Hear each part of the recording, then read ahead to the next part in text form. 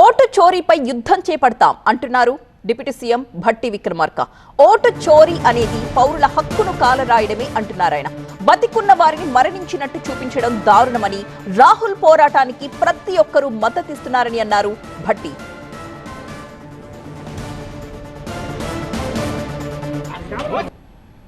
భారతీయ జనతా పార్టీకి సంబంధించినటువంటి కేంద్ర ప్రభుత్వం ఈరోజు పౌరుల ఓట్లు చోరీ అంటే బతికున్నటువంటి వాళ్ళని తొలగించడం, చనిపోయారని, లేకపోతే అక్కడ ఓటర్లుగా లేనటువంటి వాళ్ళకు కావాల్సినటువంటి వాళ్ళు ఓటర్లుగా చేర్చి ఆ ఓట్ల ద్వారా వాళ్ళు లబ్ధి పొందే కార్యక్రమం. శ్రీ రాహుల్ గాంధీ గారు నిజాలతో, వాస్తవాలతో, ఉదాహరణలతో సహా దేశవ్యాప్తంగా ప్రజలందరికీ తెలియజెప్పే విధంగా స్పష్టంగా వారు ఉదాహరించి చూపించారు.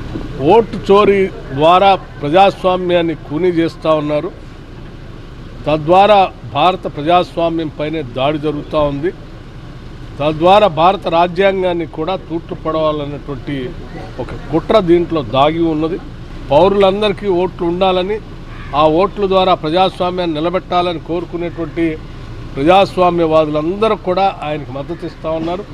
అందులో భాగంగా ఈరోజు ఈ విశాఖపట్నంలో మన సిడబ్ల్యూసి మెంబర్ గిడుగు రుద్రరాజు గారి నాయకత్వంలో ఈ కార్యక్రమం చేపట్టడం జరిగింది. దాంట్లో ఇక్కడ పాల్గొన్నటువంటి సందర్భంగా ఈ ప్రాంతంలో ఉన్న ప్రజలే కాదు, రాష్ట్రంలో ఇరు రాష్ట్రాల్లో ఉన్నటువంటి తెలుగు ప్రజలందరూ కూడా నేను విజ్ఞప్తి చేస్తూ ఉన్నాను.